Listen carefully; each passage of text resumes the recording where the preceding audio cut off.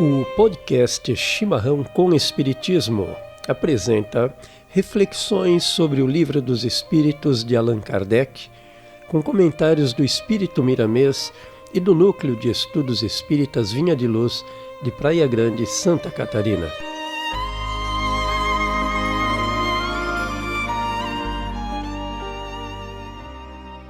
Neste programa abordaremos a questão 158, separação da alma e do corpo. O exemplo da lagarta que primeiro anda de rastos pela terra, depois se encerra na sua crisálida em estado de morte aparente, para enfim renascer com uma existência brilhante, pode dar-nos ideia da vida terrestre, do túmulo e finalmente da nossa nova existência? Resposta dos Espíritos. Uma ideia acanhada. A imagem é boa, todavia cumpre não seja tomada ao pé da letra, como frequentemente vos sucede. Comentário, então, do Espírito Miramês. Já se tentou por diversos meios desvirtuar a lei da reencarnação. Entretanto, não se conseguiu, por ser uma lei de Deus que vigora em todos os mundos onde dela se necessita. A comparação da lagarta com a crisálida já nos mostra a ideia mal formada sobre a reencarnação, confundindo-a com a definição de ressurreição. O espírito atento, porém, acha a figura boa, mas incompleta na sua estrutura. A lagarta transforma o próprio corpo físico em borboleta. E no caso da reencarnação, lei divina no meio humano, o espírito deixa um corpo para depois renascer em outro diferente, em diferentes grupos familiares. E Miramês continua dizendo: quem entende as leis de Deus e costuma meditar sobre elas deve fugir do ao pé da letra, para procurar sempre o espírito de todas as coisas. Já escrevemos alhures essa mesma frase, mas achamos conveniente repeti-la. Quando pensarmos, falarmos e escrevermos, lembremo-nos sempre da universalidade das coisas. Amigos, apreciemos essa fala do Espírito Miramês que de antemão já nos chama a atenção sobre a diferença entre ressurreição e reencarnação. Compararmos a reencarnação ao processo da lagarta, que se torna borboleta, seria então interpretá-lo ao pé da letra. Entretanto, aprendemos através dos estudos da doutrina que devemos entender os ensinamentos fugindo então do que, Martinha e Paulo, das interpretações fáceis, aquelas simplistas, bem como nos disse há pouco Miramês. Exatamente, Regina. Nesse mesmo sentido, eu destacaria a última frase desse começo da fala de Miramês, em que nos diz, então aspas para Miramês: quando pensarmos, falarmos e escrevermos, lembremo-nos sempre da universalidade das coisas. Fechando aspas. Em face disso, adverte Kardec que para tudo quanto esteja fora do ensino exclusivamente moral, as revelações que cada um pode obter têm caráter individual, sem autenticidade e devem ser consideradas como opinião pessoal desse ou daquele espírito, sendo imprudente aceitá-las e promulgá-las levianamente como verdades absolutas. Pois é, o Kardec também não deixava de dar seus puxõezinhos de orelha nos espíritos, né, Martina? É interessante, Ele né? não aceitava qualquer declaração. É interessante essa fala porque a gente tem um ponto de vista, uma opinião sobre determinado assunto e a gente pensa que o nosso ponto de vista é a verdade. E aí a gente vem com esses pré-conceitos, né? Então achamos que o nosso conceito ele é o verdadeiro e não nos abrimos para entender e nem meditar talvez no que o outro traz de informação. Poucas vezes nós temos opiniões originais. Muitas vezes a gente ouve dizer, a gente é bombardeado com tantas informações e acaba formulando uma opinião, um amálgama de tantas opiniões, a gente formula a nossa e expele, né? Vomita como se fosse uma verdade. Levianamente, né? Como diz Miramês. E a gente não se dá conta que está falando coisas que ouvimos. Exato. Né? E aí trazemos isso como verdade absoluta. Exatamente. Né? Mas continuando aí com o Miramês, nos diz ele, abre aspas, não nos deixemos prender por fatos ou ideias estreitas. Não neguemos as coisas que desconhecemos. Coloquemo-las nas mãos do tempo, que ele sabe selecionar, entregando-nos a verdade que sempre fica de pé em todas as lutas ideológicas. Quando alguém nos trouxer ideias novas que desconhecemos, não nos deixemos ser tomados pela irritação, nem a neguemos porque a desconhecemos. Mantenhamos a serenidade diante de tudo que se movimenta e cresce em nossa frente, porque somente a vontade de Deus permanecerá para sempre. Usemos na oração, na seleção dos conhecimentos, porque Deus nos ajuda por meio dela mais diretamente. Continuando com Miramês, que nos diz: os espíritos encontram dificuldades para falar aos homens na mesma linguagem conceitual. Entretanto, nunca deixam de tentar para que a verdade se estabeleça, sem violência, na mente e no coração dos seres da Terra. Os homens, frequentemente, dão má interpretação às ideias que assimilam no mundo espiritual elevado. Mas isso é uma luta que deve continuar. O processo mediúnico se aprimora cada vez mais, não pela vontade das criaturas humanas, mas sim pela lei de crescimento de todas as coisas, pois não somente os homens estão sujeitos à evolução, mas todas as coisas. Pois é, Martinha. Regina, decodificar os sentidos mais profundos e verdadeiros das mensagens dos espíritos não é um trabalho fácil. Muito ao contrário, sabemos que demanda muitos e prolongados estudos. No entanto, como estudantes da doutrina, precisamos perseverar, melhorando-nos hoje mais que ontem e amanhã mais do que hoje, num ritmo crescente, num processo sempre evolutivo. Por outras palavras, diria que precisamos aprender que, embora exista, não seremos nós que aqui neste planeta ainda tão pouco evoluído, definiremos quaisquer verdades absolutas, visto já sabermos, ao menos de uma. As verdades que existem vêm de Deus, e essas sim, são absolutas e imutáveis. E se olharmos para o passado, poderemos constatar que antigas verdades hoje já não valem mais nada. Já desmoronaram como castelos de areia. Não resistiram às provas impostas pelo progresso, pela evolução dos conhecimentos humanos, que assim como o tempo, não cessam.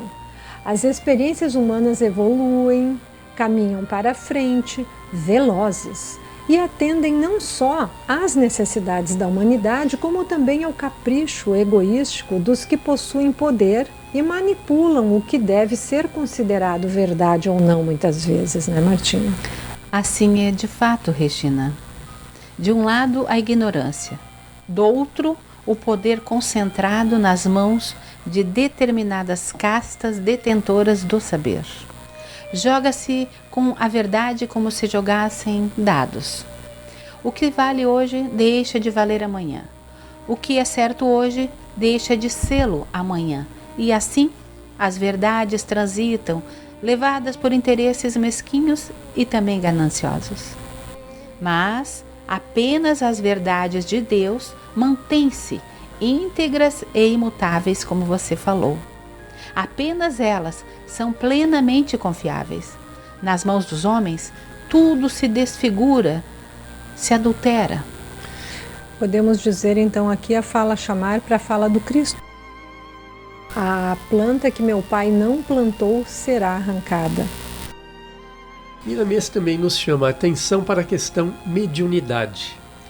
Nos diz que os espíritos encontram dificuldades em se comunicar conosco, uma vez que, para que esse contato entre os dois mundos, o espiritual e o carnal, seja proveitoso, os médiums devem obrigatoriamente se preparar, estudando e elevando-se intelectualmente, preparando-se para tal momento, o que é corroborado por Kardec, através de suas inspirações ou das mensagens mediúnicas que lhe chegaram ao conhecimento. Paulo, nós também sabemos que esses irmãos que se encontram na erraticidade, isso é, nas esferas espirituais, aguardando o momento de reencarnarem, ainda assim não desistem de entrar em contato com o nosso mundo físico, imperfeito também. Sejam os mais elevados para nos ajudar a entender determinados processos espirituais. Sejam os menos evoluídos, que necessitados nos venham pedir algum tipo de ajuda. Podemos concluir que, estando, então, todas as coisas do universo fadadas ao progresso, por que não estaríamos nós, espíritos encarnados? Voltamos então ao comentário do Espírito Miramês. O universo é uno em todos os seus aspectos de expansão e é como que o corpo de Deus. As almas da Terra estão tão ligadas a ela que por vezes negam certas leis que regem e comandam a elas próprias, como é o caso da reencarnação. O que estaria fazendo a inteligência que manobra o raciocínio em mínimas coisas ao deixar escapar uma verdade fundamental para a vida, para a justiça e a esperança? Nesse sentido, eu vou trazer aqui Leon Denis no livro O Grande Enigma, poeticamente inspirado pelo alcance do entendimento que Leon já possuía, quando ele nos diz, aspas, o universo é uno, posto que triplo na aparência. Espírito, força e matéria. Não parecem ser mais que os modos, os três estados de uma substância imutável em seu princípio, variável ao infinito em suas manifestações. O universo vive e respira, animado por duas correntes poderosas, a absorção e a difusão. Por essa expansão, por esse sopro imenso, Deus, o ser dos seres, a alma do universo, cria, por seu amor, atrai a si. As vibrações do seu pensamento e da sua vontade, fontes primeiras de todas as forças cósmicas, movem o universo e geram a vida. É a ti, ó potência suprema, qualquer que seja o nome que te deem, e por mais imperfeitamente que sejas compreendida, é a ti, fonte eterna da vida, da beleza, da harmonia, que se elevam nossas aspirações, nossa confiança, nosso amor. Regina, as palavras de Denis nos sensibilizam tanto a alma, nos emocionam, e eu gostaria de continuar a citá-las então. Tudo revela e manifesta, no entanto, tua presença. Tudo quanto na natureza e na humanidade canta e celebra o amor, a beleza, a perfeição, tudo que vive e respira é mensagem de Deus. As forças grandiosas que animam o universo proclamam a realidade da inteligência divina. Ao lado delas, a majestade de Deus se manifesta na história pela ação das grandes almas que, semelhantes a vagas imensas, trazem às plagas terrestres todas as potências da obra de sabedoria e de amor. E Deus está, assim, em cada um de nós, no templo vivo da consciência. É aquele, o lugar sagrado, o santuário em que se encontra a divina centelha. E Leon Denis continua dizendo, homens, aprendei a imergir em vós mesmos, a esquadrinhar os mais íntimos recônditos do vosso ser. interrogai-vos no silêncio e no retiro, e aprendereis a conhecer o poder escondido em vós. Realmente, meus amigos, como admiradora da obra de Denis, rendo-me aos seus esclarecimentos e vou continuar citando-o.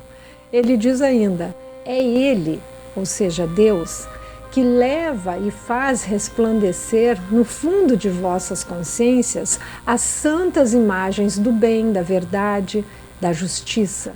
E é honrando essas imagens divinas, rendendo-lhes um culto diário, que essa consciência, ainda obscura, se purifica e se ilumina.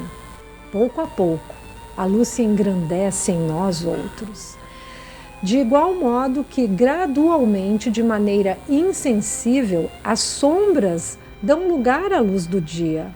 Assim, a alma se ilumina das irradiações desse foco que reside nela e faz desabrochar em nosso pensamento e em nosso coração formas sempre novas, sempre inesgotáveis de verdade e de beleza.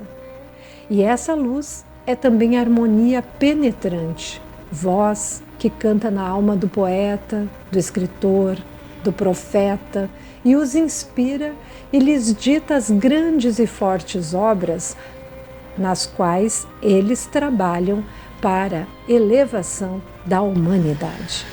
Pois então, amigas, em suma, todas as virtudes, todas as sublimidades estão em nós, desde a criação de cada um de nós, espíritos encarnados ou desencarnados, através da centelha divina instalada por Deus em nossas consciências. E tantas vezes e por tão longos períodos, por absoluta ignorância ou preguiça, ou ainda por quais sejam nossas incapacidades, essas qualidades jazem esquecidas como potências marginalizadas, desprezadas, protelando indefinidamente os passos que temos por obrigação trilhar em direção ao próprio crescimento, em direção à luz. Após, amigos, essa explosão amorosa vindas das palavras de Leon Denis, que soam como poesia aos nossos ouvidos e emoção aos nossos sentidos, seria interessante refletirmos também sobre o alerta de Miramês acerca da reencarnação. Quando ainda estamos distantes de Deus, alguns espíritos pensam ter inteligência racional, negando e violando então as leis divinas, negando a imortalidade da alma, dizendo que após a morte tudo acaba.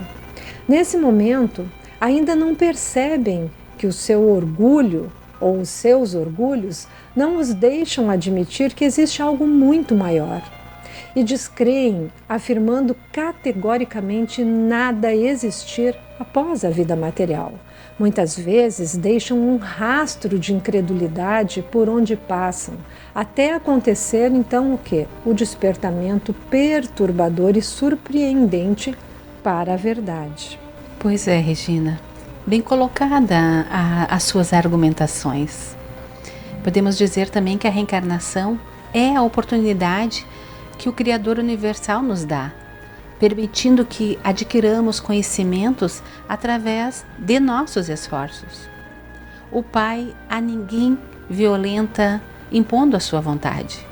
Ele criou tudo o que há no universo e permite, misericordiosamente, que avancemos, descobrindo através da nossa vontade, ou seja, esforço, no nível espiritual em que estivermos, o entendimento para a grandiosa construção do amor.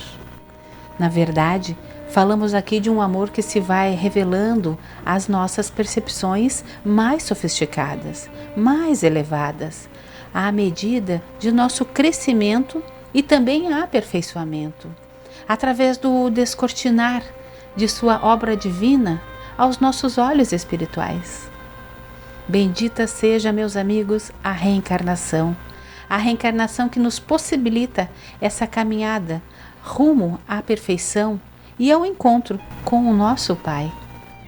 Pois voltamos aos comentários do Espírito Miramês, que nos diz: o que devemos pedir a Deus nas orações é compreensão, porque quem compreende vive melhor.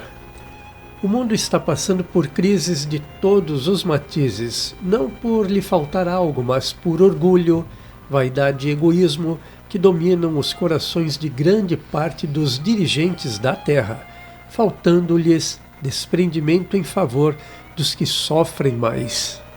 Miramês continua a nos dizer: enfim, a falta de Cristo no coração. Eles não deixam lugar para Jesus no comando dos sentimentos, pelo fato de amarem mais a mentira que a verdade.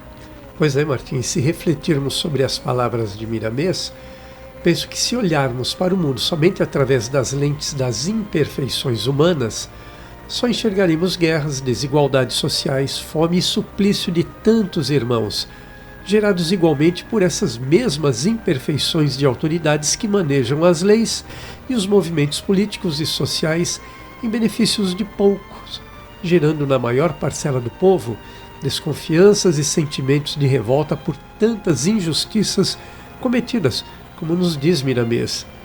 No entanto, através dos estudos que vão nos esclarecendo acerca dos movimentos evolutivos da humanidade, neste planeta de provas e expiações, não devemos nos desesperar e sim ter fé e esperança de que esse momento vivido é breve e devemos trabalhar fazendo o que nos cabe. E perguntamo-nos, qual seria a nossa parte nesse processo de evolução do planeta, Martinha? Paulo, como você bem disse, já conhecemos a verdade, ensinada por Jesus, através do seu Evangelho e divulgada por seus apóstolos. Mas temos que estudar e aprender através da codificação de Kardec. A codificação de Kardec que traz orientações a nós por uma pleiade de espíritos superiores, indicando-nos aqui os pontos nos quais ainda falhamos, por quais motivos ainda repetimos tantos desvios de condutas, tantos erros e porque ainda continuamos a vivenciá-los. Então, meu amigo, precisamos pegar esses ensinamentos para darmos início ao processo de depuração de nossas mazelas, ainda que seja pouco a pouco nesta longa jornada. Precisamos reorientar nossa caminhada, dirigindo-nos à porta estreita, evitando a porta larga dos prazeres fáceis, das mundanas permissividades, dos comportamentos que nos afastam de nossas reais necessidades interiores. Pois é, Martinha, você nos traz aí então essa necessidade que temos de trabalhar mais, nos esforçarmos mais com vistas a mudarmos nossas crenças, conceitos e atitudes. Quando já nos reconhecemos como aqueles que não querem mais transitar por velhos caminhos equivocados, estamos então promovendo em nós este primeiro e essencial movimento reparador. Seria isso? Exatamente, meu amigo. Estamos fazendo este movimento reparador. De que forma? Através da iniciativa e da vontade.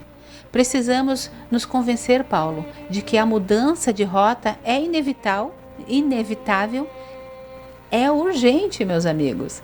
Não há tempo a perder. A hora é sempre agora. Agora é sempre o melhor momento para prepararmos o roteiro de volta à casa do Pai. Como fazem os filhos pródigos que, tendo passado por muitas experiências amargas, enfim, concluem ser o regresso ao lar a sua melhor opção. Como já dissemos aqui em outros programas, quando a gente sai a trilhar a vida sem o mapa na mão, certamente vamos por atalhos que nos levam a lugares que vão nos trazer amargura, decepções, que vão nos mostrar erros, e enfim, temos que voltar ao lar. Voltar ao lar significa então voltarmos às melhores lições, aos melhores roteiros, aos melhores ensinamentos. Voltarmos aos braços do nosso Criador, do nosso Pai, aquele que nunca nos desampara. E finalizando esse estudo, amigos, no momento em que começamos a sentir e viver o Evangelho de Jesus, colocando em prática os seus ensinamentos, teremos em mãos as chaves de acesso aos primeiros passos em direção à luz eterna do amor. uma luz que todos nós já possuímos, mas que frequentemente, envolvidos por chamamentos brilhantes do mundo material, pode vir a se apagar, uma vez que não a reabastecemos com o combustível essencial. E qual seria esse combustível essencial? A presença, então, de Jesus em nós.